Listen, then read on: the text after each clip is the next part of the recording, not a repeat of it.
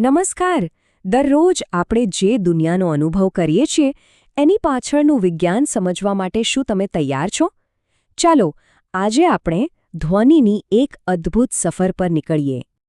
તો ચાલો એકદમ મૂળભૂત સવાલથી શરૂઆત કરીએ. આપણે રોજ અવાજ શબ્દ વાપરીએ છીએ, પણ ક્યારે ઊંડાણમાં વિચાર્યું છે કે આ ધ્વનિ, આ સાઉન્ડ એ ખરેખર છે શું? આપણે બધા ધ્વનિથી ઘેરાયેલા છીએ. સ્કૂલની ઘંટડી હોય, મસ્ત મજાનું સંગીત હોય કે પછી મિત્રો સાથેની વાતો. પણ આ બધા અવાજો બને છે કેવી રીતે? આપણા કાન સુધી પહોંચે છે કેવી રીતે? એની પાછળની જે આખી કહાણી છે ને, એ ખરેખર બહુ જ રસપ્રદ છે. તો ચાલો આ સફરની શરૂઆત કરીએ એના જન્મથી, એટલે કે ધ્વનિ પેદા ક્યાંથી થાય છે. કોઈ પણ અવાજ હોય, ભલે ગમે તેટલો અલગ કેમ ના સંભળાય, એ બધાનું મૂળ એક જ છે. અને એ મૂળ છે કંપન. જી હા, વાઇબ્રેશન. કોઈ પણ અવાજ બનવા માટે કોઈ વસ્તુનું કંપન થવું, એટલે કે ધ્રુજારી થવી, બસ એટલું જ જરૂરી છે. એકદમ સરળ લાગે ને, પણ આ નાનકડા સિદ્ધાંતમાં જ આખી ધ્વનિની દુનિયા સમાયેલી છે. અને આ કંપનનો નિયમ બધે જ લાગુ પડે છે. જરા વિચારો, એક બાજુ મંદિરનો મોટો ઘંટ, જેને વગાડતા જ એ ધ્રુજવા લાગે છે, અને બીજે બાજુ આપણા પોતાના ગળામાં રહેલી નાની નાની સ્વરતંત્રીઓ. બંને કંપન કરે છે અને બંને ધ્વનિ ઉત્પન્ન કરે છે. સારું, તો ધ્વનિનો જન્મ તો થઈ ગયો, પણ હવે આગળ શું? હવે એની મુસાફરી શરૂ થાય છે. કારણ કે અવાજને આપણા સુધી પહોંચવા માટે એક રસ્તાની, એક માધ્યમની જરૂર પડે છે. માની લો કે અવાજ તો બની ગયો, પણ એ એના સ્ત્રોતથી આપણા કાન સુધી પહોંચશે કેવી રીતે? શું એ હવામાં તરીને આવે છે? ચાલો આ રહસ્ય ઉકેલીએ. ખબર છે, આ એક ડોમિનો ઇફેક્ટ જેવું છે. જ્યારે કોઈ વસ્તુ કંપન કરે છે, ત્યારે એ એની આસપાસના કણોને ધક્કો મારે છે. એ કણ એની બાજુવાળા કણને ધક્કો મારે છે, અને બસ આ રીતે ઊર્જા આગળને આગળ વધતી જાય છે. અને આ માધ્યમ કંઈ પણ હોઈ શકે છે. હવા હોય, પાણી હોય કે પછી કોઈ ઘન પદાર્થ, જેમ કે દિવાલ. આને સમજવા માટે એક ક્લાસિક પ્રયોગની કલ્પના કરીએ. વિચારો કે કાચના એક જારમાં એક ઘંટડી વાગી રહી છે. આપણને એનો અવાજ બરાબર સંભળાય છે. પણ હવે જો આપણે ધીમે ધીમે એ જ જારમાંથી બધી હવા પંપ કરીને બહાર કાઢી લઈએ, તો શું થશે? શું અવાજ હજી પણ આવશે? અને જવાબ છે ના. જેમ જેમ હવા ઓછી થતી જશે, ઘંટડીનો અવાજ ધીમો અને ધીમો અને છેવટે સાવ બંધ થઈ જશે. આનાથી એક વાત સાબિત થાય છે: ધ્વનિને મુસાફરી કરવા માટે માધ્યમ જોઈએ જ. શૂન્યાવકાશમાં, એટલે કે જ્યાં કશું જ નથી, ત્યાં માત્ર શાંતિ હોય છે.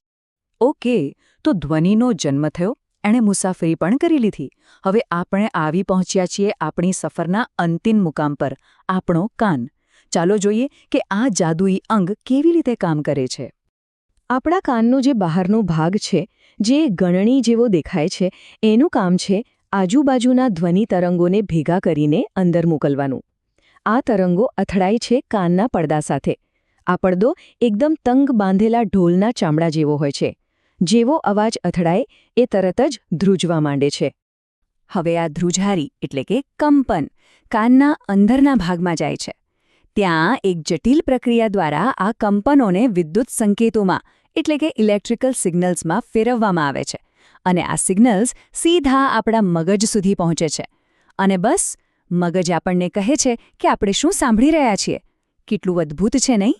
તો હવે આપણને એ તો ખબર પડી ગઈ કે ધ્વનિ કેવી રીતે કામ કરે છે. પણ એક સવાલ હજી બાકી છે. બધા અવાજો એક સરખા કેમ નથી હોતા?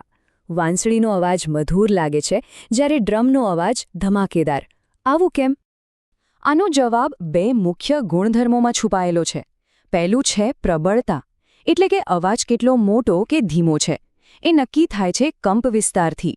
કંપન જેટલું મોટું, અવાજ તેટલો જ મોટો. અને બીજું છે પિચ, એટલે કે અવાજ કેટલું તીણો કે ઘેરો છે. એ નક્કી થાય છે આવૃત્તિથી. કંપન જેટલું ઝડપી, અવાજ તેટલો જ તીણો. આવૃત્તિ એટલે શું? એકદમ સહેલું છે.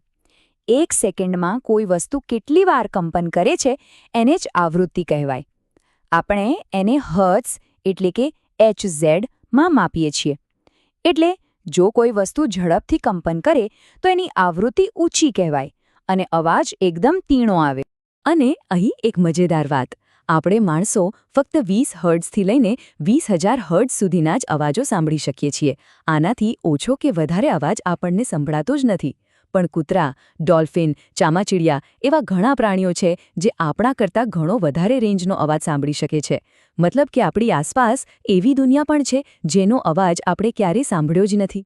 હવે વાત કરીએ પ્રબળતાની, જેને આપણે ડેસિબલ એટલે કે ડીબીમાં માપીએ છીએ.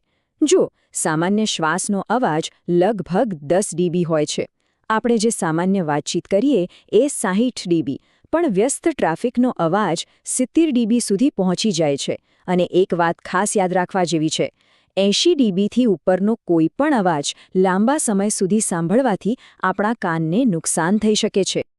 ચાલો હવે આ બધી વૈજ્ઞાનિક વાતોને આપણા રોજિંદા જીવન સાથે જોડીએ. આપણે દરરોજ જાતજાતના અવાજો સાંભળીએ છીએ, પણ એમાંથી કયો અવાજ સંગીત છે અને કયો ઘોંઘાટ? આમ તો આ બહુ સરળ છે. જે અવાજ આપણા કાનને સાંભળવો ગમે, જે સુખદ લાગે, એ છે સંગીત. અને જે અવાજ કર્કશ, અપ્રિય અને બિનજરૂરી લાગે, એ છે ઘોંઘાટ. બસ આટલો જ ફરક છે, પણ આ નાનકડો ફરક આપણી આસપાસના વાતાવરણ પર બહુ મોટી અસર કરે છે. અને દુર્ભાગ્યે આજની દુનિયામાં ઘોંઘાટ એક બહુ મોટી સમસ્યા બની ગયો છે, જેને આપણે ધ્વનિ પ્રદૂષણ કહીએ છીએ. વાહનો, ફટાકડા, મશીનો, મોટા લાઉડસ્પીકર, આ બધો જ ઘોંઘાટ આપણા શારીરિક અને માનસિક સ્વાસ્થ્ય માટે ખૂબ જ હાનિકારક છે. તો આ આખી સફર આપણને એક અંતિમ અને મહત્વના સવાલ પર લાવીને ઊભી રાખે છે. હવે જ્યારે આપણે જાણીએ છીએ કે ધ્વનિ શું છે અને કેવી રીતે કામ કરે છે, તો આપણે આપણી આસપાસની દુનિયાને આ ઘોંઘાટથી બચાવવા માટે શું કરી શકીએ? આ એક એવો સવાલ છે જેના પર આપણે સૌએ સાથે મળીને વિચારવાની જરૂર છે.